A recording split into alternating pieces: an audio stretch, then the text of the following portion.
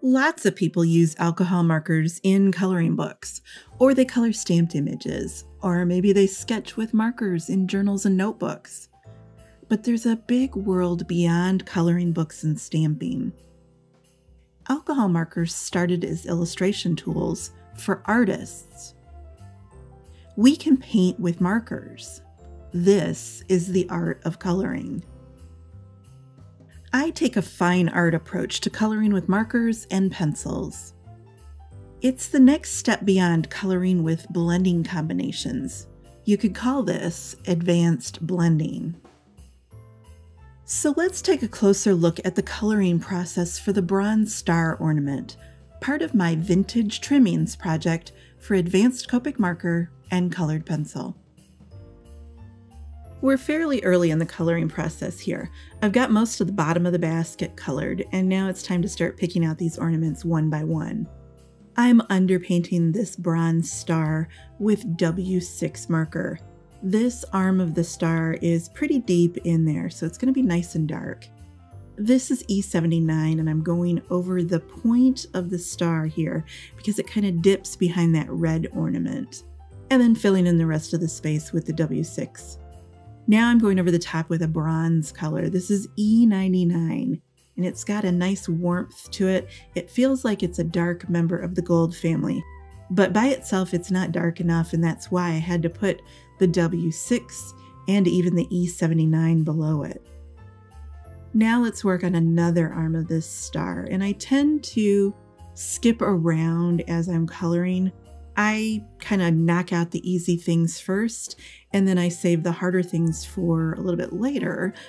So I started with the easiest arm, and now I'm working on something that's just a little bit harder. This is W6 going over this whole area. I'm looking at a photo reference to figure out how dark to take these areas. A little bit of E79 and W6 on the point of that arm there. I want it to melt right into the bottom of the basket there.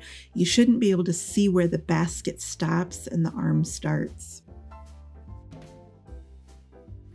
And then I'll take this even darker. I'm constantly looking back and forth between what I've colored and my photo reference to make sure that I'm capturing accurate values. Here comes that E99, just like we did on the previous arm, and now I'm going to do this E99 over the base coat of the W6, filling in the whole entire shape there. The next arm here is capturing just a little bit more light than the two previous ones, so there's going to be a big combination going on here. That was E99 going down first, and then here's E37, and I'll finish the shape off with E35. Now this isn't a normal, natural blending combination for most Copic colors. I tend to jump around in the E family to create the look that I'm seeing in a photo reference. I don't really care about standardized blending combinations. I can make anything blend with enough juice. So this arm is the lightest and the brightest of all of them. There was no underpaint that went down first. It's just a coat of the E37 in some of the shady spots, and then finishing off the arm with E35. Now let's skip ahead in time to when I was adding the colored pencil to this project. This is a yellow ochre pencil, and there's a fifth arm to this star, but we really can't see it because it's pointed back between those two ornaments.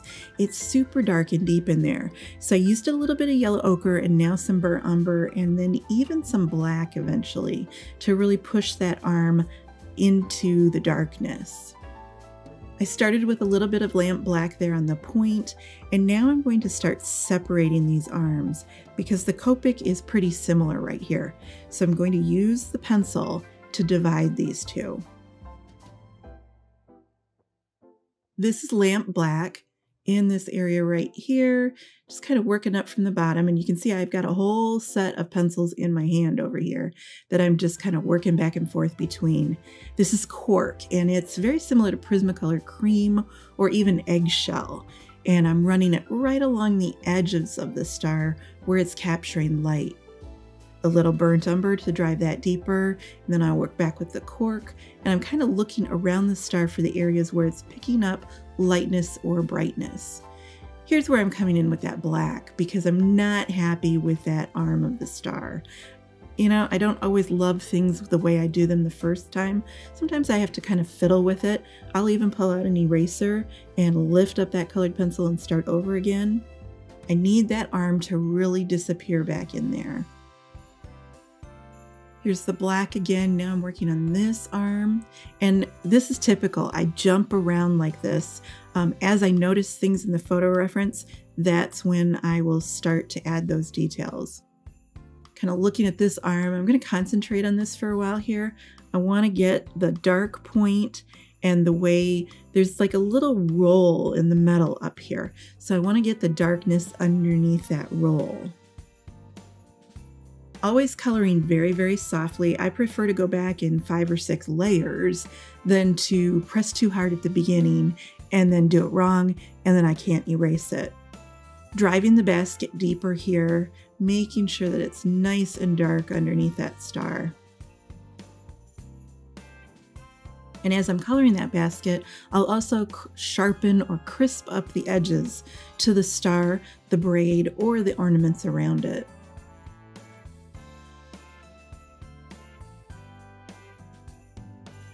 Now I spent a lot of time in the bottom of the basket there, so let's jump ahead to where I came back to the star here. And one of the things that brought me back to the star was that once the bottom of the basket got darker, I realized this area here wasn't nearly dark enough. So I added quite a bit of black up into that upper corner, and now I'm easing that transition out with the burnt umber. I'll work back and forth between similar colored pencils when I'm trying to do something that's, well, this is really subtle coloring here. The differences between the brown and the black, they're not always super crisp or easily identifiable. And so by working back and forth between 2 colors in very light layers, I can nail the effect that I want.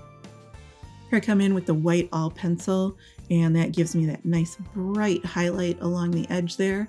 It doesn't go completely all the way to the top though, so I'm very concerned about making sure that I don't have too much highlight along that band there. So you saw me taking that cork a little bit darker with the dark umber, the burnt umber, and then just a little bit of black up there.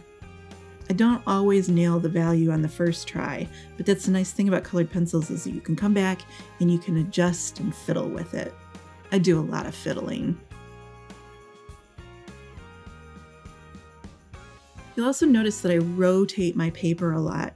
I'm always trying to make sure that I'm holding the paper that I'm tilting the paper in the right direction that's comfortable for me.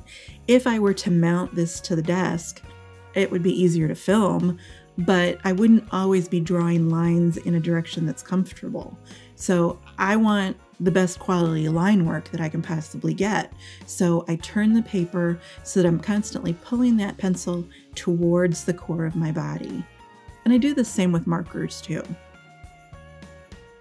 Rotate your paper. It really does help.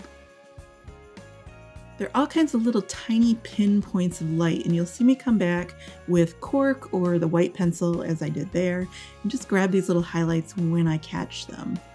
Here's that cork again. These are a little bit softer pinpoints. They're not as bright as the white ones, but they're still important and I still get them in there.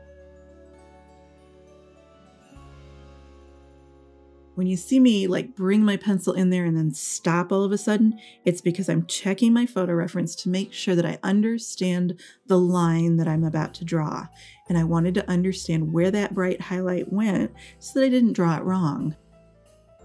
I'm putting a little bit of black underneath here because this star actually has a bottom half to it. So I've got to beef up the bottom of this star here in a second. So there we go, right there. I'm using that yellow ochre, just kind of hinting that there's a bottom half to the ornament there, and then blackening the basket just below the bottom of that ornament. So I've just created a little bit of dimension there that you kind of have to look at the photo reference really hard to see that. But it is there. Here, the yellow ochre wasn't quite enough to bring out the bottom of that star, so I switched over to the cork. It's a little bit stronger, so I have to be very careful not to press too hard. And you'll see me push it back a bit with the black there. And I'll work back and forth between the pencils there until I get that shape to feel like it's dimensional down there. Little pinpoints of light. That was the one thing I noticed about this bronze star, more so than the gold one next to it. This one had lots of little pinpoint highlights. And I really do. I spend time looking at my photo reference, not only while I'm coloring, but I spend a lot of time studying it before I start to color, so that I have a game plan before I go into it. There I am, just kind of consulting the photo reference, making sure, because I'm about to, black is serious color there, and I'm about to darken there, and I wasn't quite sure which color to use. So you'll see me moving back and forth between the burnt umber and the black as I'm pushing these areas darker. Here's some cork right along the edge there. It pulls it forward. Those lighter, brighter colors make it look like that area is closer to us and it's catching the light. There's a little fold in there, and those folds are also catching the light a bit.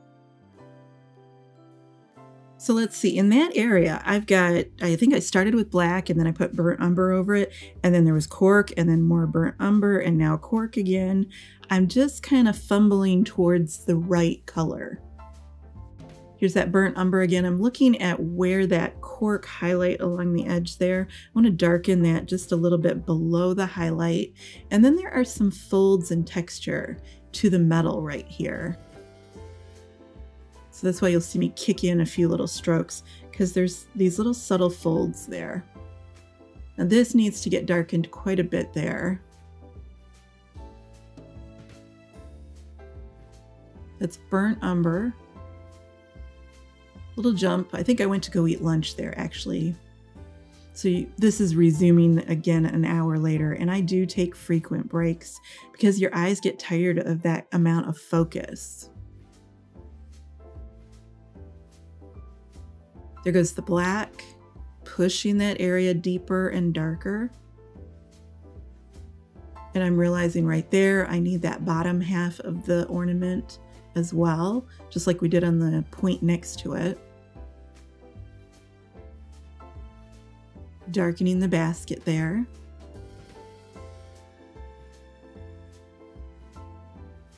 Now I actually colored the bottom of the basket with black, and then I put a layer of turquoise over the top of that and a layer of burgundy. So this is just the start of the black background. It gets several coats of different colored pencils to develop a rich black instead of just one single black colored pencil. Even when I use black, I'm always using it in combination with other colored pencils, and often other colored pencils directly on top of it. Black by itself is rather flat and boring and pretty dull. For this one, I quite enjoyed putting turquoise pencil, a transparent turquoise pencil, over the top of the black. It gave me a really nice, cool black. This is that point that dips down below the cap of the red ornament there, so it's got to go super dark. It's not completely black, but it is pretty dark. Here I'm doing a scumbling stroke because there's some texture to the metal there, so I'm just kind of doing like a squiggled stroke to capture that little circular motion of the texture. Pinpoints of light. Even in the darkness, you'll see little bits of light jump out. This is a burgundy pencil, and it's influenced by that red ornament. There's light bouncing off the red of the ornament and casting red onto the arm of that bronze star, so it's reflecting red back at us. And if you don't have that color there, then the star doesn't feel like it's truly sitting next to the red ornament. When things are next to each other, they share color, especially when it's metal objects. Driving that black a little bit deeper and then using the cork to find that lost edge.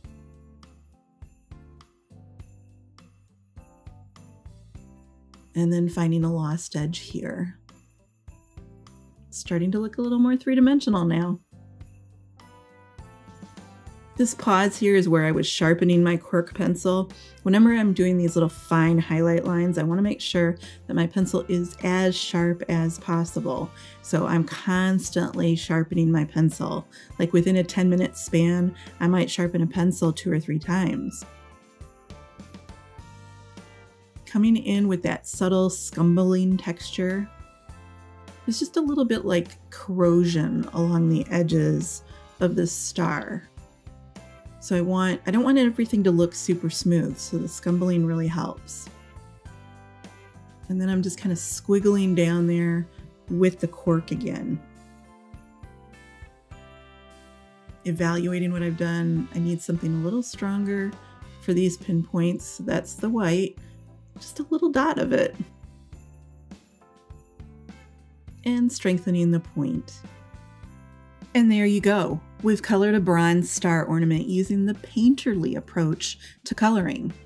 I underpainted the bronzy browns with a warm gray, and then I added a series of colored pencils over the top. And my pencils were not just darker or lighter browns, and I didn't highlight anything with a white gel pen. Those are simpler techniques which are fun, but ultimately they can't provide this level of realism. When we paint with markers, we concentrate on the shape of the objects, not the color. And you can do this too. This bronze star ornament is part of the Vintage Trimmings project. There's more info about how to color this project yourself down in the description. And hey, if you want to see how I colored more ornaments, check out this video here.